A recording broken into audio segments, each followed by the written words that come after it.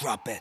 TBS FM. 현재 상황 문제 파악 맥락에 집중 묵직한 질문 흔들리지 않는 중심의 축제 일구 몸쪽 꽉 찬 돌 짚고 쇼미더 뉴스 세상을 바라봐 어제의 뉴스가 오늘의 변화 쇼미더 뉴스 진실을 찾아봐 오늘의 뉴스가 내일의 역사 쇼미더 뉴스 꼭 알아는 뉴스만 골라서 전해드립니다. 쇼미더 뉴스 전해드릴 분들입니다. 뚱커발 인사이트K 배종찬 소장입니다. 힘내십시오. 뚱블리 정상근 시사 전문기자입니다. 네, 안녕하십니까. 유튜브로 왕방울님께서 방가 정찬하셨어요. 방가? 새로운 인사법인가 봐요. 저도 해볼까요? 방가 상근? 방가 19. 아니, 방가는 상당히 아주 옛날부터 쓰던 흔한 표현인데. 그래요? 네. 그렇습니까? 네. 반가워요. 뭐 그 예. 뜻이죠. 방가. 아 미안해요. 예. 예, 뒤에 두 분 사진 제가 이렇게 아름답게 꾸몄는데 마음에 들어요? 너무 대단해. 이걸 직접 또 하신 거잖아요. 했죠. DIY. 여보세요. DIY는 가구고. 알겠어요. 와, 이게 선 따라 따는 게 이게 쉽지 않은 일인데 잘 따셨네요. 그러면 예. 자 대통령실 이름을 이제 국민 공모까지 했는데 결국에는 공모해서 쓰지는 않고 용산 대통령실로 이제 부르기로 했어요. 네. 아니 그러니까 그 공모를 그럼 왜 한 건지 실제 공모해서 거론됐던 이름들이 있거든요. 국민청사, 국민의 집, 한 5개가 후보에 올라왔는데 아니에요. 민음청사, 바른누리, 이렇게 이태원 있었죠. 22까지. 그러니까 저는 또 국민들의 의견을 모았던 이유가 국민들이 중심이 되는 대통령 집무실을 만들겠다는 뜻인데 그냥 용산 대통령 집무실 이건 공모를 할 필요가 없었던 거 아닙니까? 알겠어요. 네, 윤석열 대통령이 이제 국민의힘 지도부하고 오찬을 했는데 그 자리에서 이제 공모한 이름이 다 마음에 안 든다 뭐 이런 얘기를 했다라고 하더라고요. 그래서 그런 거 보면은 그냥 대통령이 정하면 되지 않을까라는 생각이 근데 드네요. 제가 볼 때는 정상 기자 얘기대로 제일 마음에 드는 건 용화대 괜찮잖아요. 이번에 저 공모를 했구나. 안 돼가지고 화난 거 아니에요? 혹시? 경무대를 청와대로 바꾼 대통령은 윤보선 대통령이었다 그랬죠. 하여튼 뭐 국민이 바라는 거는 대통령실 이름보다는 민생 안정이 먼저 아니겠습니까? 그럼요. 네. 자, 첫 번째 쇼미더뉴스 정상 기자 뭐죠? 네, 물가는 치솟는데 국회는입니다. 네, 기름값이 뭐 천정부지로 치솟고 있는데 지금 유가 상황 어떻습니까? 네, 오늘 그 오피넷 기준으로 이 휘발유 소비자 가격이 이 전국 평균 리터당 2,086.87원, 그리고 서울은 2,154.5원이 나왔습니다. 그리고 이제 경유 같은 경우에는 전국 평균이 2,089.68원, 이 서울 평균은 2,156.72원이 나왔는데요. 네. 제가 지난 월요일에 이제 브리핑 준비 때문에 그때도 오피넷에서 봤었는데 일요일 기준으로 일요일에 이제 휘발유가 얼마였냐면 그 리터당 2,068원이었고 경유가 2,068.35원이었거든요. 그런데 어떻게 된 거예요? 불과 3일 만에 휘발유랑 경유가 가격이 20원씩이나 올라간 상황입니다. 기름값뿐만이 아니고 지금 뭐 물가 비상입니다. 이거 지금. 아니 이제는 사람이 차를 운전하는 게 아니라 차가 사람을 운전해야 될 것 같아요. 네. 어떻게 차가 사람을 운전을 해요? 끌고 가야죠. 사람이 밀고 다닌다고요? 그럼요. 정상 기자 끌고 제가 뒤에서 밀고 앞에서 끌어주고 뒤에서 밀며. 네, 알겠어요. 네. 물가가 지금 어느 정도입니까? 지금 물가가 지금 역대 거의 최고 수준에 달할 정도인데 지금 어느 정도 물가냐면 물가가 5% 이야기가 나왔던 게 엊그제 같은데 지금 6% 7% 이야기가 나오고 있거든요. 게다가 이제 지금 뭐가 문제냐면 고유가 또 공급망 차질로 이제 물가가 오르는 거지만 문제는 바로 이 성장입니다. 그러니까 연초만 하더라도 월드뱅크 같은 곳에서 한국을 한 4%대 초반 정도의 올해 성장률을 예상했거든요. 지금 가장 최근에 발표된 건 2.9%입니다. 네. 그러다 보니까 자칫 성장은 지체되는데 물가는 치솟는 스태그플레이션이 되는 것이 아니냐. 네. 그러니까 제일 안 좋은 게 인플레이션, 디플레이션보다 더 안 좋은 게 스태그플레이션이에요. 글쎄요. 이렇게 되면 가처분 소득이 줄어드니까 실제 쓸 수 있는 돈의 가치 자체가 줄어드는 것이거든요. 그러니까 이제 선뜻 주머니에서 돈을 못 꺼내죠. 네. 1973년도에 제가 초등학교 졸업하고 아마 중학생 때 그때가 중동 제1차 오일 쇼크 일어났을 때였거든요. 그렇습니다. 네. 그때 어렸을 때 몰랐지만은 그때가 우리나라의 스태그플레이션이 그때 왔을 때는 거 아닙니까? 그때는 미국도 왔죠. 그래서 이제 당시에 미국 연준 의장이 폴 볼커인데 그때 미국의 기준금리를 80년대 초반에 그게 10년 동안 이어진 스태그플레이션이에요. 그래서 기준금리를 20%로 올립니다. 그래요? 기준금리를요. 그러니까 금리가 20%예요. 그러니까 예적금 들어둔 사람은 엄청나게 돈을 벌겠지만 경제는 거의 망가지는 거죠. 예. 6277님께서 19형님 배수장님이 조금 전에 얘기한 DIY는 가구가 아니고요. Do it yourself의 약자입니다. 19형이 직접 했다는 뜻이지요. 그랬어요? 맞습니다. 네. 정말로 그런 거예요? 그럼요. 뭐 역시 뭐 미국 유학파시라 미국 경제 소식도 잘 알고. 헬로. 네. 네. 자, 정상 기자, 네. 앞으로 물가가 더 오르면 올랐지 떨어질 가능성은 없는 거잖아요. 그렇습니다. 미국 바이든 대통령이 다음 달에 이제 사우디아라비아를 방문할 예정이라고 하더라고요. 이제 여기서 이제 그 오펙의 원유 생산량을 늘려보려고 시도를 하려고 하고 있는데, 하지만 이 러시아 우크라이나 전쟁이 이어지는 동안은 그 유가가 안정될 가능성이 좀 매우 낮은 좀 그런 상황입니다. 여기다가 좀 이런저런 또 그 물가 상승 요인만 있는데요. 최근에 좀 비가 내리긴 했고 또 오늘도 비가 내리곤 있습니다만 최근에 좀 가뭄이 심했어서 이 작황이 또 매우 안 좋습니다. 네. 특히 이제 감자 수확량이 크게 떨어져서 이 가격이 60% 정도 오른 수확량까지 상황이고요. 날씨 탓에. 네, 그렇습니다. 그래서 이제 감자 값이 너무 올라서 이 프랜차이즈 햄버거 집에서 요새 감자튀김도 잘 안 준다라고 하더라고요. 그리고 마늘도 이제 수확에 좀 어려움을 겪고 있다라고 하고. 또 해산물, 그러니까 물고기도 잘 안 잡힌다라고 합니다. 그러니까 배 타고 가는 기름값은 많이 올랐는데, 그렇죠. 그런데 정작 이제 고기를 잡는 수가 많지 않아가지고 결국 수산물 값도 이제 크게 오를 가능성이 점쳐지고 있는 상황입니다. 그러니까 어선들도 이제 경유를 사용하지 않아요? 네, 그렇죠. 기름값이 많이 들더라고요 보면은. 그러니까 지금 이제 방금 전에 얘기했던 대로 그 대형 이제 선박 컨테이너선 같은 경우에 벙커 CU를 사용하는데 벙커 CU는 사실 기름값이 금방 안 올라가요. 근데 이렇게 장기화되면 이것도 서서히 올라가더라도 크게 부담될 수밖에 없는 거죠. 예. 다 오르는 거죠. 자, 이런 우리 국내 상황보다 더 우리가 주시해야 될 게 이제 미국 상황인데 예. 미국이 금리를 뭐 대폭 올릴 것 같이 얘기를 하잖아요. 뭐 그렇습니다. 자이언트 스텝, 그렇죠. 왜 자이언트 스텝이냐면 빅 스텝을 넘어서 이제 자이언트 스텝 그렇죠. 얘기를 하고 있어요. 0.5% 포인트를 올리는 건 빅 스텝입니다. 네. 근데 빅 스텝보다 지금 상황이 더 안 좋다.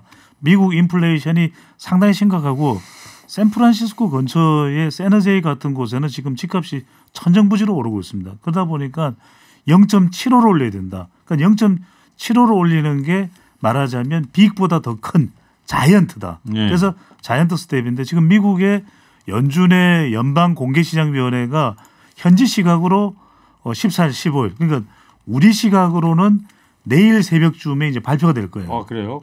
그래서 지금 대체적인 전망은 뭐 CNN을 보든지 월스트리트 저널을 읽어보면 0.75% 가능성도 있습니다. 이렇게 되면 우리가 상당히 부담이 돼요. 왜? 우리는 어떻게 될까요? 그렇게 하면 그러니까 외국인 투자자들이 미국보다는 금리가 우리가 높아야 되는 거 아니에요? 그렇죠. 이게 이제 금리 차이에 의해서도 문제가 생길 수 있고 또 외국인 투자자들이 달러 강세가 되면 이게 신흥시장에서 우리가 아직 신흥시장이기 때문에 빠져나갈 가능성이 높은 거죠. 예. 자, 상황이 이런데 정상이죠. 네. 지금 정치권은 법사위 구성을 놓고 싸움만 하고 있습니다. 네, 그렇습니다. 그 상황이 계속 똑같은 상황으로 이어지고 있는데요. 그 원래 이 지난달 말일 정도에 후반기 국회가 열렸어야 하는데 지금 국민의힘에서는 계속 법사 연장을 내놔라. 이제 그게 약속이다. 약속을 지키지 않으면 국회의장도 선출할 수 없다. 뭐 이런 입장이고요. 반면에 민주당은 그 했던 약속은 이 법사위가 상임위의 상임위처럼 하는 기능을 그러니까 이제 체계 자구 심사 기능을 약속대로 떼는 것이 약속이었다라고 이제 얘기를 하면서 그게 아니면 이제 국회법대로 다수결로 하자. 또 이런 입장을 계속 유지를 하고 있습니다. 이 시행령 통제법 등 뭐 여러 뇌관이 남아 있어 갖고 갈등 상황은 국회 갈등 상황은 계속 네. 이어질 것 같아요. 근데 이게 왜 또 더 충돌이 될 수밖에 없느냐면 이 시행령 통제법이 국회법이 이제 개정안입니다. 그러니까 조홍천 의원이 이제 발의를 하는 것인데 국회 패싱 방지법이라는 거 그렇습니다. 아닙니까? 국회 패싱 그러니까 이제 대통령이 또는 국무총리가 시행령이나 불령을 내려서 국회의 영향력 자체를 갖다 무시하고 지나가는 그 상황을 이제 방지하기 위함인데 지금 더불어민주당에서는 윤 대통령이 거부권을 시사했지만 강행하겠다 이런 입장이거든요. 이러다 보니까 지금 상임위원회 배분되어야죠. 18일까지 박순애 장관 후보자나 또 김승희 보건복지부 장관 후보자 청문회도 해야 되죠. 첩첩산중입니다. 네. 자, 비난이 이제 거세지다 보니까 양당이 나란히 물가 대책 마련에는 나섰습니다. 네, 일단 국민의힘은 어제 물가 민생 안정 특별위원회 설치를 하기로 했습니다. 이 물가 민생 안정 특별위원회는 그 기획재정위 간사로 내정된 류성걸 의원이 위원장을 맡고 이 국회의원 8명 그리고 전문가 6명 이렇게 15명 규모로 꾸려진다라고 하고요. 내일 오전에 첫 회의를 열어서 이 경제 현황 그리고 물가 상황을 점검할 예정이라고 밝혔습니다. 그리고 더불어민주당도 이 최근 물가 상승, 주가 폭락 등 이 경제 상황과 관련해서 이 민생 추진단을 발족하기로 했고요. 이 박홍근 민주당 원내대표가 직접 단장을 맡고 또 다선 의원들이 팀장을 맡아서 지금 현장을 찾으며 대책을 마련하겠다라는 입장이고요. 오늘부터 현장 방문을 시작을 했는데 또 양당 모두 너무 늦은 거 아니냐 좀 이런 비판을 받고 있습니다. 가장 중요한 일을 해야 될 때가 네. 정부인데 지금 윤석열 대통령은 물가 문제에 어떻게 대처하고 있어요? 그 물가에 대해서 이제 지금 방금 이제 정상 기자가 이야기했던 대로 선제 조치를 하겠다는 것인데 그나마 다행인 게 지금 화물연대 파업이 일단 극적으로 타결이 돼서 수송은 재개됐습니다. 그런데 이것만으로 풀어지지 않는 것이 원료가 있어야죠. 그러니까 원자재가 있어야 수송할 수가 있는 것인데 지금 윤석열 대통령이 출근길에 질문을 받고 공급 사이드에서 물가 상승 요인이 나오기 때문에 공급 사이드에서 우리 정부가 할 수 있는 조치를 다 취하려고 합니다라고 이야기를 했는데 지금 공급이 어디에서 되어야 됩니까? 그러니까 지금 밀도 그렇고 또 식용유도 그렇고 기름도 그렇고 해외에서 다 들어오는 건데 그게 우리 마음대로 되냐고요. 그래서 지금 경제 전문가들 하는 이야기는 빨리 관세를 좀 인하해라. 그리고 지금 오죽했으면 미국 같은 경우에도 제니 옐런 재무장관이 중국에 대해서 고관세를 적용했던 걸 해제하고 있거든요. 그러니까 빨리 부가가치세도 좀 인하하라 이런 요구에 좀 반응을 할 필요가 있습니다. 그래요. 이럴 때면은 대통령이 긴급 경제 회의도 좀 개최하고 이런 그렇죠. 모습들 국민들한테 좀 보여주면서 일단 안심이라도 좀 시켜주는 모습을 좀 봤으면 좋겠는데 뭐 그 점이 좀 안타까운 것 같고 뭐 구체적인 내용은 없는 것 같아요. 최선을 다하겠다 이런 이야기가 이제 나오는 거고. 네, 그래서 지금 이제 선언만 있다라는 얘기가 나오고 있는데 그나마 지금 거론되는 실질적인 대책이 유가 추가 인하 검토입니다. 유가의 세율을 좀 조정을 해서 이제 유가를 조금 더 떨어뜨리겠다라는 건데 그런데 이 효과가 이제 30%를 이미 지금 하고 있거든요. 근데 이걸 탄력세율을 좀 조정한다고 해도 이 37% 정도의 효과밖에 안 돼서 네. 결론적으로 리터당 한 몇십 원에서 한 뭐 그 얼마 못 가는 거죠 그 효과가. 그 정도인 상황이어서 그래요. 국제 유가가 또 올라버리면 또 그만큼 또 상쇄가 그러니까 되거든요. 그래서 큰 효과는 없다 이런 지적도 나오고 있습니다. 지금 쇼미더뉴스 들으시면서 청취자분들께서 답답하다는 문자를 계속 보내주고 계신데 지금 유가 얘기 관련해서 한 청취자께서 1070님께 계신데 형님 이렇게 기름 넣어본 적이 없어요. 정말 미치겠슈. 서민들은 힘든데 국회는 놀고 있고 참나. 사진을 보내주셨는데 경유값 2,015원이고 아우 13만 원이 나오셨네. 13만 원. 64.51리터 넣고서 야 경유가 네, 수선아님은 정말 비쌉니다. 요즘 마늘값 많이 올랐어요. 네, 많이 올랐습니다. 요즘 뭐 피마늘 10kg이 1년 전에 4만 6천 원 정도인데 지금 한 7만 6천 원 정도로 하더라고요. 그거죠. 모든 음식값까지 다 올랐고요. 지금 김밥이 1,000원, 2,000원 하던 건 엊그제입니다. 지금 5, 6천 원 합니다. 그래요. 네. 알겠습니다. 자, 정상 기자 두 번째 네. 쇼미더뉴스는요. 지인인가 비선인가입니다. 김건희 여사의 봉하마을 방문에 동행한 사람 논란이 되고 있는 얘기죠. 네, 이 김건희 여사가 그제 봉하마을을 방문을 했는데요. 이후에 사진이 공개가 됐습니다. 근데 그 사진에서 좀 논란의 인물이 사진도 나왔는데, 있고 뉴스에 보면은 영상으로도 다 나오잖아요. 네, 이 김건희 여사 뒤에 이제 좀 그 샌들을 네. 신은 반팔에 이제 검은색 반팔을 입은 여성이 있었는데 이 여성을 두고 그 일부 온라인 커뮤니티에서 무속인이 아니냐 좀 이런 주장이 제기가 됐습니다. 논란이 이어지자 이제 대통령실에서는 김건희 여사의 지인이다 이렇게 선을 그었고요. 이분은 이제 충남대 무용학과 교수다라고 반박을 했습니다. 그러면서 이 윤석열 대통령 선거대책위원회에서 생활문화예술지원본부장 그리고 이 대통령직 인수위원회에서는 사회복지문화분과위원회 자문위원을 지냈다 이렇게 밝혔습니다. 코바나 콘텐츠 전무였었다며요 또. 네, 이후에 이제 한겨레가 이 여성에 대해서 좀 더 알아보니까 김건희 여사가 대표로 있었던 이 코바나 콘텐츠 전무 김모 씨였던 것으로 확인이 됐고요. 지금 코바나 콘텐츠 회사는 계속 운영이 되고 있나요? 회사는 운영을 되고 있는데 이제 김건희 여사는 여기에 손을 댔다라는 입장이고요. 그리고 또 한 명이 있었는데 이번에 대통령실 직원인 것으로 알려졌는데요. 이 수행했던 대통령실 직원 중 한 명도 코바나 콘텐츠 직원이었다 이런 얘기도 나왔습니다. 그 개사과 지난번에 했을 때 그 아이디어를 제공한 사람이 지금 얘기한 그 코바나 콘텐츠 직원이라는 거 아니겠어요? 그렇게 보도가 됐죠. 네, 보도가 된 건 있습니다. 이제 이러다 보니까 이거 민주당에서는 이제 비선 아니냐 이런 주장을 하고 있는 거예요. 그렇습니다. 왜냐하면은 공식적으로 신분이 이제 또 확인이 된 사람이 대통령 배우자의 행보에 또 참여를 하는 것이 맞는 것이고 그러다 보니까 경호 문제도 있는 것 아니냐. 사적 인물 동행 이제 논란이 빚어졌는데 더불어민주당의 조호섭 대변인은 이게 비선 논란을 자초하는 것이다. 그리고 한정혜 의원은 흔히 그런 걸 비선이라고 한다라고 또 비판을 했고요. 그런데 이 이준석 대표는 또 감쌌습니다. 영부인의 국민통합 행보를 흠집내겠다는 생각인가라고 또 밝혔습니다. 네. 이러다 보니까 제2부속실을 만들자는 얘기가 나오고 있어요. 네, 뭐 그런 얘기가 좀 나오고 있는데요. 뭐 여야를 막론하고 나오고 있습니다. 그 이준석 대표도 이렇게 공식적으로 활동할 거면은 이제 공조직을 통해서 활동을 하는 게 맞지 않냐, 좀 이렇게 지적을 했었고 또 박지원 전 국정원장도 이 제2부속실을 만들어서 이제 관리를 하지 않으면 정말 큰일 날 수도 있겠다, 좀 이렇게 지적을 하기도 했습니다. 예, 알겠습니다. 저는 허리케인 라디오 앵커 DJ 799의 인사이트계 배종찬 소장, 정상은 시사 전문기자 함께하고 있습니다. 세 번째 쇼미더뉴스는요. 정당 수사인가 보복 수사인가입니다. 지금 백운규 전 산업부 장관이 영장실질심사를 3시간 동안 받고 이제 끝냈죠. 네, 영장실질심사는 끝났습니다. 그래서 아마 그 재판부에서 판단을 한 후에 오늘 밤 늦게나 내일 새벽에 결론을 내릴 텐데요. 서울 동부지법에서 실질심사가 있었고요. 이 백운규 전 장관이 출석을 했습니다. 백운규 전 장관은 이 법원 앞에서 기자들과 만났는데 이 규정대로 일을 처리했다, 네, 이렇게만 대답을 했고요. 지금 이제 백운규 전 장관의 혐의는 이 문재인 정부 초기에 이 산업부 산하 13개 기관장들에게 사직서를 내도록 이 종용한 혐의, 네, 이 혐의를 지금 받고 있는 상황입니다.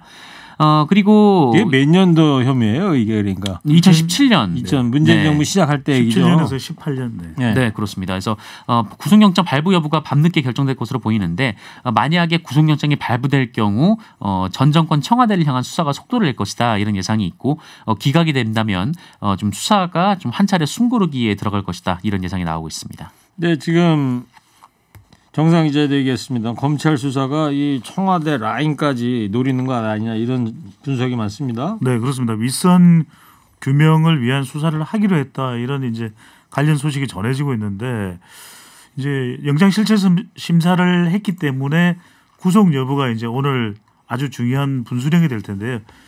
뭐 구속이 된다 그러면은 윗선 수사로 갈 가능성이 아주 높고 기각된다면은 이제 검찰의 수사 동력이 상당히 약화될 것은 불가피해 보이는데 여기서 우리가 구속 여부는 세 가지 기준이거든요. 하나는 완전히 이건 죄가 맞다, 확실하다, 누가 보더라도. 그런 경우에 이제 우리가 소명이라고 그래서 구속이 될 수가 있고, 또 하나는 이제 도망갈 우려가 있다. 근데 백운규 전 장관이 어디 도망가지는 않겠죠. 지금 한양대 교수로 재직하고 있는 거죠. 세 번째가 이제 증거인멸인데 지금 시간이 상당히 지나서 뭔가 어디 압수수색을 하더라도 더 추가적으로 뭐 블랙리스트와 관련된 것을 증거를 가지고 있거나 또 이걸 뭐 소멸하거나 이런 것지는 않을 거거든요. 그러니까 결국 검찰 수사가 얼마나 근거가 있느냐가 지금 또 정치 보복이냐 아니냐 이런 논란이 있기 때문에 중요할 것으로 보입니다. 혹자는 또 이런 얘기 하더라고요. 지금 한양대 교수인데 어떻게 산업부에 대한 증거인멸을 시도할 수 있겠느냐, 교수 신분에서, 이런 얘기도 하고 있고. 자, 지금 더불어민주당의 박상혁 의원도 이제 수사 선상에 오르지 않았습니까, 정상 기자? 네, 그렇습니다. 박상혁 의원은 이제 청와대 인사수석실 행정관이었는데요. 네. 2017년과 2018년 사이에 이 산업부 관계자를 통해서 산업부 산하기관장들의 사직을 종용했다, 이런 의혹을 지금 검찰에선 보고 있는 것 같습니다. 네. 자, 여기에 대한 여야의 입장도 좀 다른데요. 민주당의 우상호 비대위원장과 권성동 원내대표의 목소리를 한번 듣고 오겠습니다. 백영규 장관에 대한 구속 신청과 박상혁 의원에 대한 수사 개시는 예고했던 대로 문재인 정권에 대한 보복 수사의 시작이다. 저는 이렇게 규정합니다. 이명박 정부 때에도 이런 정치 보복 수사가 시작되었습니다만 정치 보복 수사는 반드시 실패하고 정권의 몰락을 가져온다는 점을 강조하고자 합니다. 각 중단하시기 바랍니다. 앞으로 더불어민주당은 이러한 형태의 정치 보복 수사를 좌시하지 않을 것입니다. 문재인 정부 초반 2년간 소위 말하는 적폐수사, 적폐청산 수사를 했는데 그 적폐청산 수사도 정치 보복이었는지 되묻고 싶습니다. 검찰이 법과 원칙에 따라 정상적인 하는 수사를 보복 수사로 프레임을 씌워서 반사 이익을 얻으려고 하는 것이 아닌가 그렇게 생각합니다. 네, 우상호 네. 민주당 비대위원장 얘기는 문재인 전 정부에 대한 보복 수사다, 즉각 중단하라는 거고 권성동 원내대표는 정상 수사다 이렇게 서로 그렇죠. 다르게 얘기했습니다. 양쪽 다 뭐 정치적 주장이겠죠. 그러니까 더불어민주당에서는 우상호 비대위원장은 정치 보복의 성격이 짙다 이렇게 이제 판명을 하고 있는 것이고 판정하고 있는 것이고 그리고 권성동 원내대표는 무슨 소리냐 법과 원칙이다라는 점을 강조하고 있는 거죠. 알겠습니다. 자, 오늘 밤에 백운규 전 산업부 장관 영장 어떻게 될지 관심 있게 봐야 될 것 같습니다. 자, 마지막으로 오늘 한 줄 평할게요. 치솟는 물가로 국민의 시름이 깊지 않습니까? 오늘 물가로 한 줄 평을 물가로 이행시를 짓는 걸로 해볼게요. 순발력이 되실려나? 자, 어느 분이 먼저 할래요? 먼저 하는 사람이 순발력 좋은 사람. 제가 먼저 하겠습니다. 배종찬 소장 해주세요. 자, 네. 물 좀 주세요. 안 돼요. 가. 아니 가격이 얼마인 줄 알아요? 물가로 가지 마세요. 왜 이러는 걸까요? 정말 왜 이러는 걸까요? 그런데 말입니다. 순발력만 했지 내용은 별로입니다. 다음 정상환 기자. 자, 물 한 잔 주세요. 내가 먼저 하려고 그랬는데 가. 가버렸네요 기회가.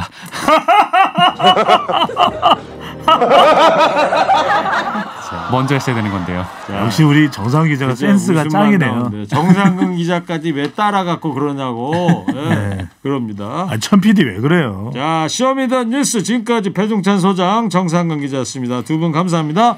쇼미더뉴스.